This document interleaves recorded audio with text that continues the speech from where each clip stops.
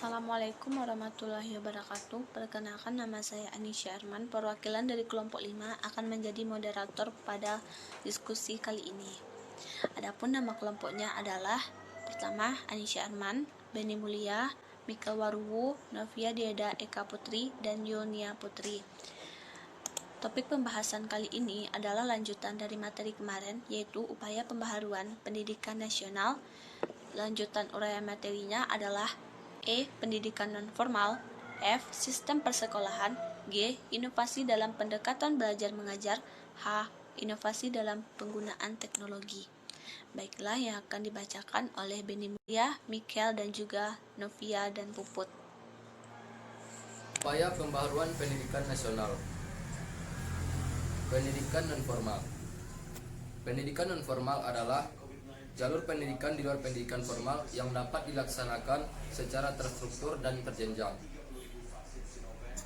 Hasil pendidikan non-formal dapat dihargai setara dengan hasil program pendidikan formal setelah melalui proses penilaian penyetaraan dan lembaga yang ditunjuk oleh pemerintah.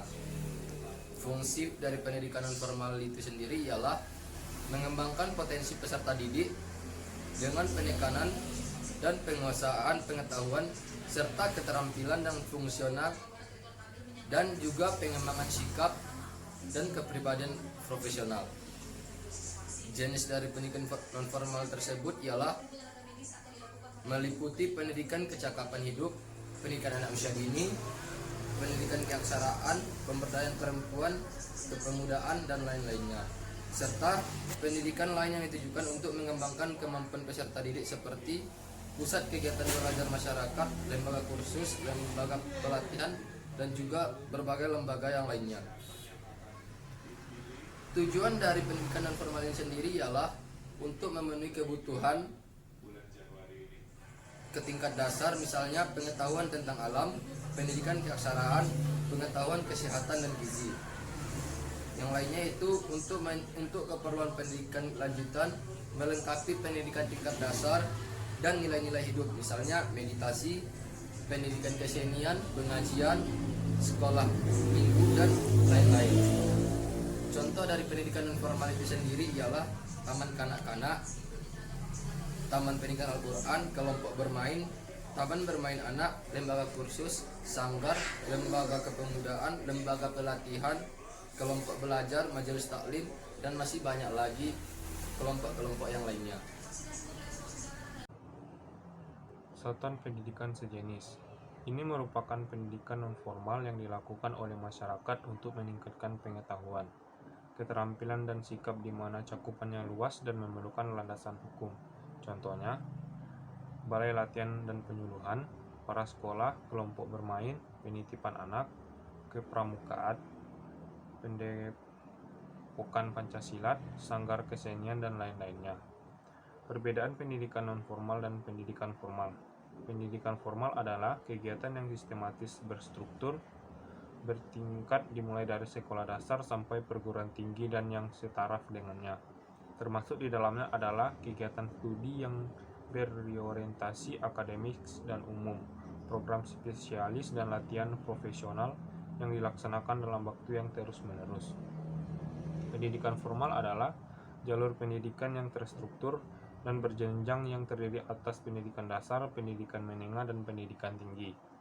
Sedangkan pengertian pendidikan non-formal adalah pendidikan di luar jalur pendidikan formal yang dapat dilaksanakan secara terstruktur dan berjenjang, dan hasilnya pendidikan formal yang dihargai selera dengan hasil pendidikan formal.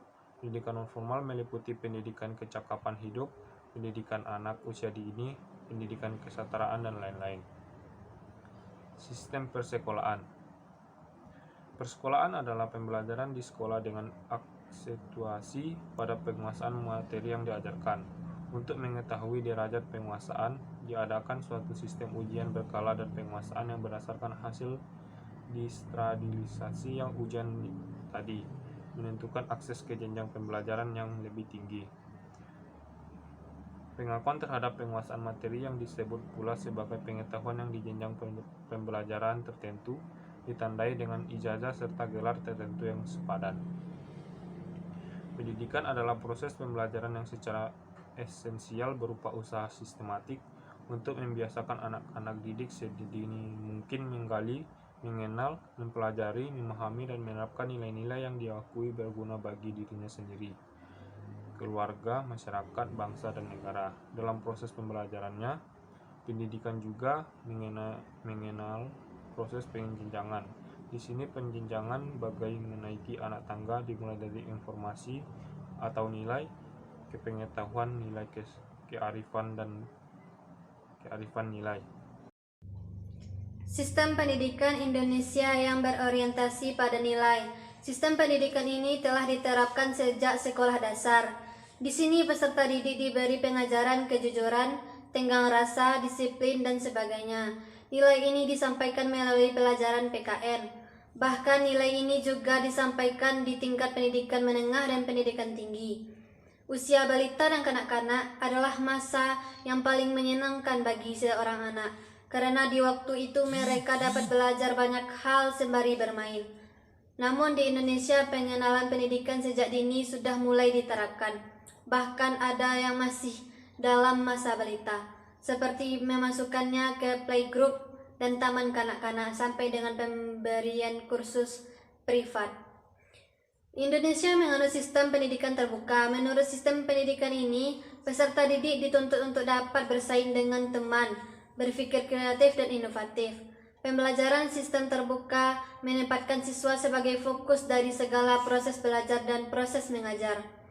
Siswa berinisiatif dan bertanggung jawab terhadap pengelolaan proses belajarnya. Mereka dapat menentukan apa yang sekarang dipelajarinya. Mereka dapat belajar di mana saja, kapan saja, dengan cara bagaimana saja, menggunakan apa saja, dan mereka sendiri dapat mengukur kinerja mereka bila mana diperlukan dan dikehendaki. Inovasi dalam pendekatan belajar mengajar. 3 inovasi untuk model pembelajaran yang lebih efektif. Yang pertama, meningkatkan keterlibatan peserta didik. Keterlibatan mahasiswa di dalam kelas menjadi suatu masalah terbesar dalam dunia pendidikan.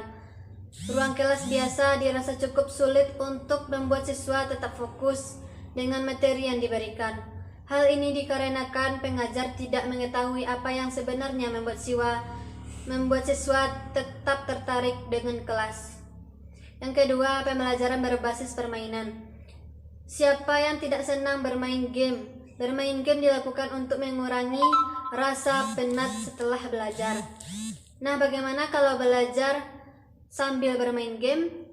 Suatu pendekatan di mana siswa belajar melalui permainan atau game disebut dengan game-based learning atau GBL atau pembelajaran berbasis permainan. Materi belajar disampaikan dalam bentuk permainan sehingga menjadi lebih menarik dan menyenangkan. Untuk motivasi siswa, GBL tidak hanya bermain tapi juga memberi penghargaan agar siswa lebih terpacu untuk belajar.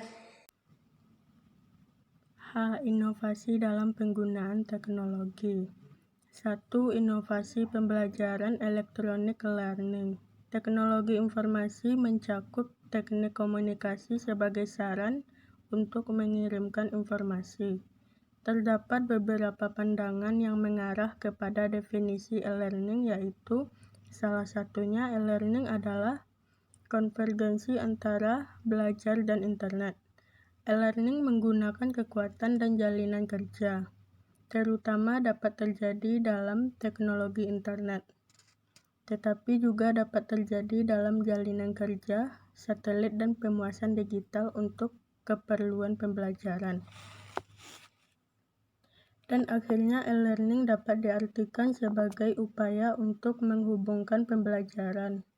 Dengan menggunakan teknologi informasi, diharapkan terjadi interaksi pembelajaran antara siswa dengan siswa dengan sumber belajar lebih komunikatif.